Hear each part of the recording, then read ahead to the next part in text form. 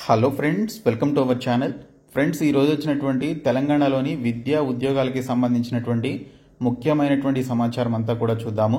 So video చూస్తున్నటువంటి వారు వీడియోని లైక్ చేసి ఛానల్ని సపోర్ట్ చేయండి. చాలామంది వీడియోస్ చూస్తున్నారు కానీ లైక్ చేయట్లేదు. ఈ వీడియోకి 1000 లైక్స్ ఎక్స్పెక్ట్ చేస్తున్నాను. సో ప్రతి ఒక్కరూ లైక్ చేసి మీ ఫ్రెండ్స్కి షేర్ చేయండి. ఫస్ట్ టైం మన ఛానల్ని విజిట్ చేస్తే సబ్స్క్రైబ్ చేసుకొని బెల్ సింబల్ని యాక్టివేట్ చేసుకోండి.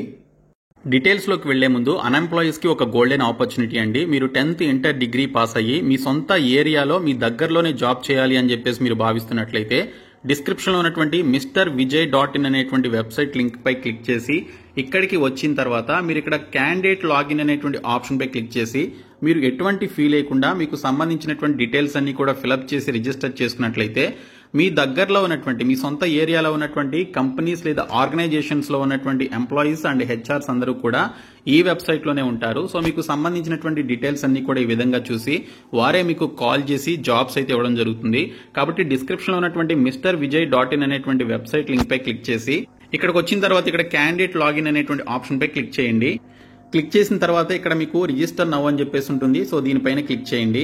ఈ రిజిస్ట్రేషన్ ఫామ్ లో అడిగినటువంటి డీటెయిల్స్ అన్ని కూడా మీరు ఫిలప్ చేసి ఇక్కడ సబ్మిట్ అనేటువంటి ఆప్షన్ పై క్లిక్ చేయడం ద్వారా మీ దగ్గరలో ఉన్నటువంటి కంపెనీ హెచ్ఆర్స్ అండ్ ఎంప్లాయీసే మీకు కాల్ చేసి జాబ్స్ అయితే ఇస్తారు. సో డిస్క్రిప్షన్ లో లింక్ ఉంటుంది. ఇమ్మీడియట్ గా ఈ ఫామ్ అయితే ఫ్రీగా ఫిలప్ చేయండి. ఎటువంటి ఫీ అయితే లేదు. ఫస్ట్ అప్డేట్ వచ్చేసి అర్ధ గణాంక శాఖలో కొత్తగా 166 పోస్టులు, ప్రభుత్వం ఉత్తర్వులు జారీ అని చెప్పేసి మనకు ఒక ఇన్ఫర్మేషన్ అయితే వచ్చింది. ఈ వేకెన్సీస్ కి సంబంధించిన ఉత్తర్వుల యొక్క అఫీషియల్ జీవో మీరు ఇక్కడ చూడొచ్చు. Planning department establishment creation of 166 post in various cadres duly suppressing 38 post in various cadres at the district level under the administrative control of directorate of economics and statistics అని చెప్పేసి నిన్న మనకి అఫీషియల్గా ఈ GOMS number 97 release చేయడం జరిగింది. So మనకి planning డిపార్ట్మెంట్లో ఉన్నటువంటి వేకెన్సీస్ని భర్తీ చేయడానికి ఈ 166 పోస్టులని క్రియేట్ చేస్తూ అఫీషియల్గా మనకి ఈ జియోని అయితే రిలీజ్ చేశారు. సో వీటికి సంబంధించి మనకి తర్వాత నోటిఫికేషన్స్ ఇచ్చేటప్పుడు వీటిని కూడా విడుదల చేసే అవకాశం అయితే ఉంది. ఆ ఉత్తర్వులకి సంబంధించినటువంటి ఇన్ఫర్మేషన్ ఈ రోజు న్యూస్ పేపర్లో వచ్చింది. అర్ధ గణాంక శాఖలో కొత్తగా 166 పోస్టులు మంజూరు చేస్తూ ప్రభుత్వం ఉత్తర్వులు జారీ చేసింది. గతంలో మంజూరై ఉపయోగంలో లేనటువంటి 38 పోస్టులను రద్దు చేసింది. కొత్తగా మంజూరైనటువంటి 166 పోస్టుల్లో చీఫ్ ప్లానింగ్ ఆఫీసర్ 12 పోస్టులు, assistant director 12, statistical officer 46, deputy statistical officer 64, superintendent 5 పోస్టులు, senior assistant are senior accountant 4 పోస్టులు, జూనియర్ అసిస్టెంట్ 23 పోస్టులు ఉన్నాయి. ఈ మేరకు ఆర్థిక శాఖ ముఖ్య కార్యదర్శి సందీప్ కుమార్ సుల్తానియా ఉత్తర్వులు జారీ చేశారని మనకి ఇన్ఫర్మేషన్లు ఇచ్చారు. మరొక అప్డేట్ వచ్చేసి త్వరలోనే జీపీఓల నియామకం అని చెప్పేసి మెన్షన్ చేయడం జరిగింది. రెవెన్యూ సంఘాలతో CCLA భేటీ. రాష్ట్రంలో 10,954 గ్రామాలు, ఇప్పటికే 3,500 మంది జీపీఓలుగా ఎంపిక. మిగిలినటువంటి పోస్టుల భర్తీపై చర్చలు. పాత VRA VROల్లో మరికొందరికి ఛాన్స్ అని చెప్పేసి కూడా మెన్షన్ చేశారు. అలాగే మిగిలినటువంటి పోస్టులను డైరెక్ట్ రిక్రూట్మెంట్తో భర్తీకి యోచన అని చెప్పేసి కూడా మెన్షన్ చేయడం జరిగింది. సో ఇక్కడ మనకి గతంలో ఎగ్జామినేషన్ నిర్వహించి తీసుకున్నటువంటి మొత్తం అభ్యర్థులు 3,500 మంది అండి. ఇంకా మిగిలినటువంటి కొన్ని పోస్టులలో VRA VROలతో భర్తీ చేసే అవకాశం ఉందని చెప్పేసి మనకి ఇక్కడ డీటెయిల్స్లో ఇచ్చారు.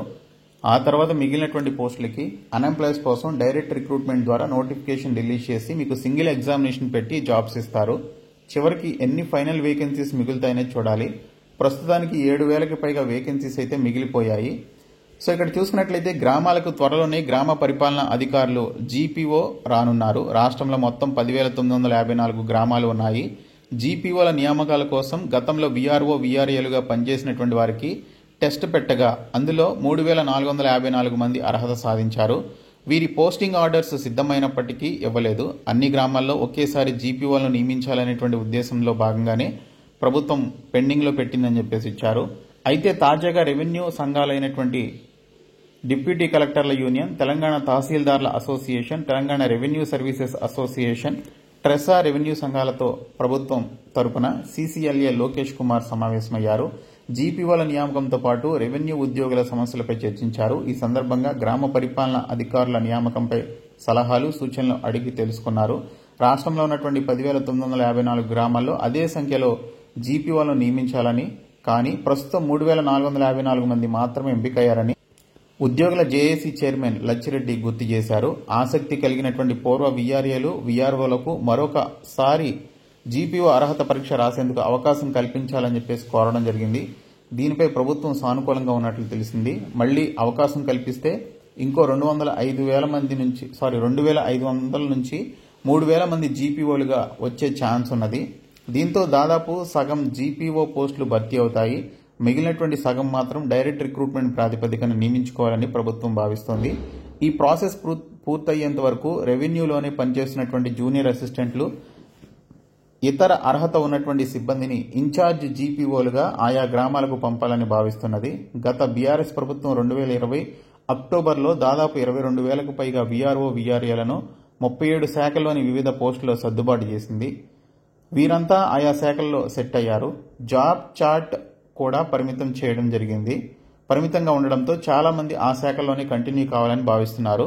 సో మున్సిపల్ శాఖలో వార్డ్ ఆఫీసర్లుగా కొందరు వీఆర్ఓలను నియమించారు. కొన్ని శాఖల్లో సీనియర్ అసిస్టెంట్లుగా, సూపరింటెండెంట్లుగా కూడా కొందరు వెళ్లారు. ఆయా పోస్టుల్లోని సీనియారిటీ ప్రమోషన్లను దృష్టిలో ఉంచుకొని కొందరు వెనక్కి వచ్చేందుకు నో చెప్పారు. అయితే జీపీఓ రూల్స్ రావడం, అందులో ప్రమోషన్లకు అవకాశం ఉండడంతో మళ్లీ తిరిగి గ్రామ పరిపాలనాధికారిగా వచ్చేందుకు ఎక్కువ మంది ఆసక్తి చూపుతున్నట్లు తెలుస్తోంది. అయితే అర్హత ఉన్నవారికి అవకాశం ఉంటుందని, అందులో ప్రభుత్వం నిర్వహించేటువంటి టెస్ట్ పాస్ కావాల్సిందేనని చెప్పేసి స్పష్టం చేయడం జరిగింది. 60 ఏండ్లు దాటిన వీఆర్ఏల వారసులకు ఛాన్స్ ఇవ్వాలని చెప్పేసి డిప్యూటీ కలెక్టర్ల సంఘం అయితే కోరుతోంది.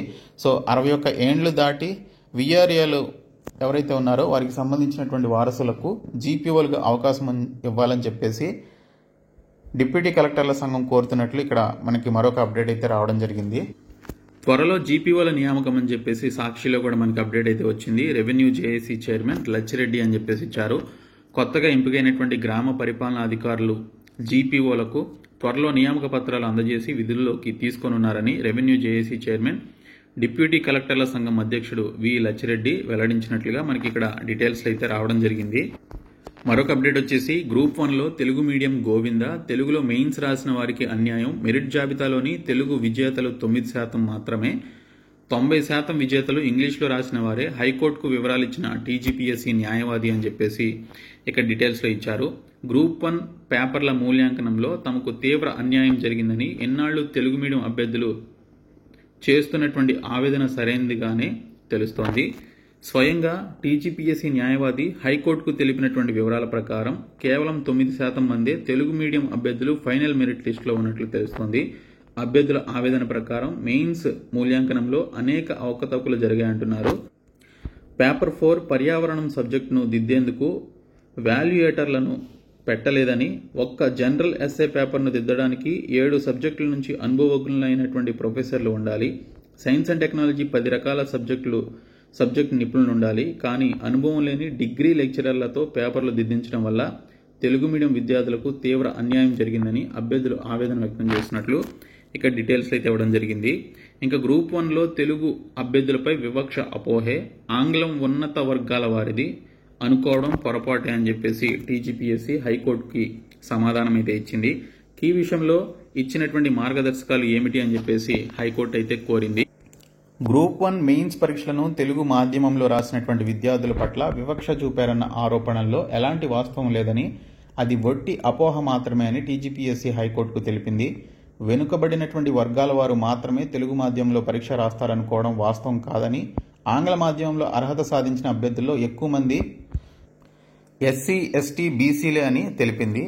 ఆంగ్లం ఉన్నత వర్గాల వారికి సంబంధించిన భాష అనుకోవడం పొరపాటు అని తేల్చి చెప్పింది. గ్రూప్ 1 మూల్యాంకనం, సెంటర్ల కేటాయింపు, సమాధాన పత్రాలు సరిగా దిద్దలేదనేటువంటి ఆరోపణలపై దాఖలైనటువంటి పిటిషన్లపై జస్టిస్ నామవరపు రాజేశ్వరరావు ధర్మాసనం గురువారం విచారణ కొనసాగించింది. టీజీపీఎస్సీ తరపున సీనియర్ న్యాయవాది ఎస్ నిరంజన్ రెడ్డి వాదనలు వినిపించారు. గ్రామాల్లో సైతం పేద తల్లిదండ్రులు తమ పిల్లలను ఆంగ్ల మాధ్యమంలోనే చదివించడానికి ఇష్టపడుతున్నారు. ఆంగ్ల మాధ్యమంలో మెయిన్స్ రాసి అర్హత సాధించినటువంటి వారిలో ఎక్కువ మంది వెనుకబడినటువంటి వర్గాల వారే ఉన్నారు.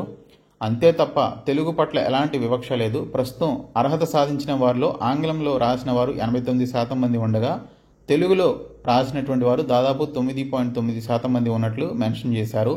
ఉర్దూలో కేవలం ఒక్కరే అర్హత సాధించారని చెప్పేసి ఇక్కడ డీటెయిల్స్ ఇవ్వడం జరిగింది. అలాగే కొంతమందిని కావాలనే సెలెక్టివ్గా కొన్ని సెంటర్లకు కేటాయించారన్న ఆరోపణలో ఎంత మాత్రం నిజం లేదు అని చెప్పేసి కూడా ఇక్కడ డీటెయిల్స్ అయితే ఇవ్వడం జరిగింది.